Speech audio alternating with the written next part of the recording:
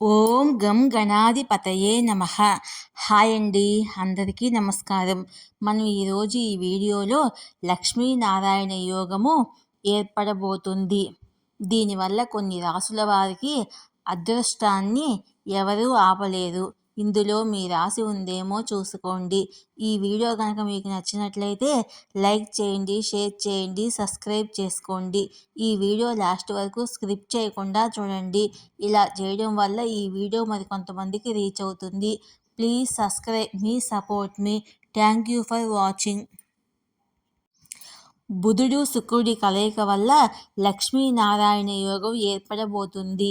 దీనివల్ల జూలై 19 వరకు ఈ రాశుల అదృష్టాన్ని అడ్డే ఉండదు. అవి ఏ రాశుల్లో మనం ఇప్పుడు తెలుసుకుందాము.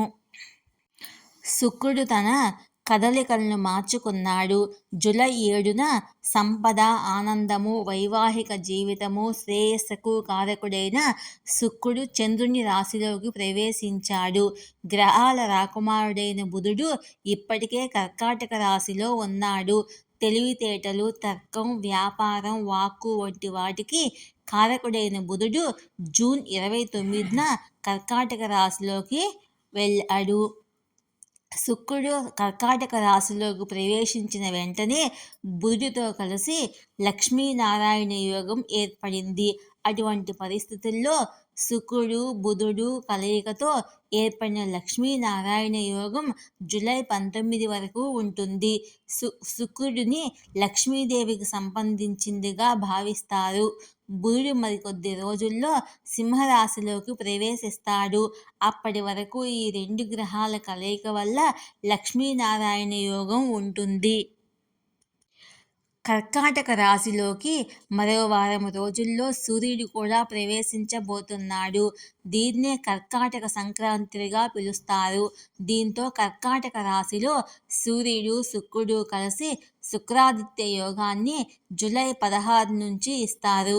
బుధ శుక్ర సంచారం వల్ల ఏర్పడే లక్ష్మీనారాయణ యోగం వల్ల ఏ రాశుల వారికి సంపద వర్షం కురుస్తుందో మనం ఇప్పుడు తెలుసుకుందాము. మిథున రాశి. బుధ శుక్ర గ్రహాల కలయికతో ఏర్పడిన లక్ష్మీనారాయణ యోగము మిథున రాశి వారికి ప్రయోజనకరంగా ఉంటుంది. ప్రభుత్వ ఉద్యోగాలు చేస్తున్న వారికి కొన్ని శుభవార్తలు అందుతాయి. వ్యాపార పరిస్థితి బాగుంటుంది. గతంతో పోలిస్తే ఆర్థిక పరిస్థితిలో పెరుగుదల ఉండవచ్చు. ఆరోగ్య విషయంలో జాగ్రత్త వహించండి. మీ మనసును పూజపై కేంద్రీకరించడం మంచిది. వ్యాపారము, వృత్తిలో పురోగతికి చాలా బాగుంటుంది. ఉద్యోగాల్లో ప్రమోషన్లు పొందవచ్చు. జీతాలు పెరిగే అవకాశం కూడా ఉన్నాయి. ఇక రెండవ రాశి కర్కాటక రాశి. లక్ష్మీనారాయణ యోగము కర్కాటక రాశిలోనే ఏర్పడింది. ఈ రాశి వారి జాతకంలో లగ్న గృహంలో ఈ యోగం ఏర్పడుతుంది. ఈ యోగము ఈ రాశికి ధనవంతులను చేస్తుంది. ఈ సమయము పారిశ్రామికవేత్తలకు అనుకూలమైనదిగా ఉంటుంది. డబ్బు వస్తుంది.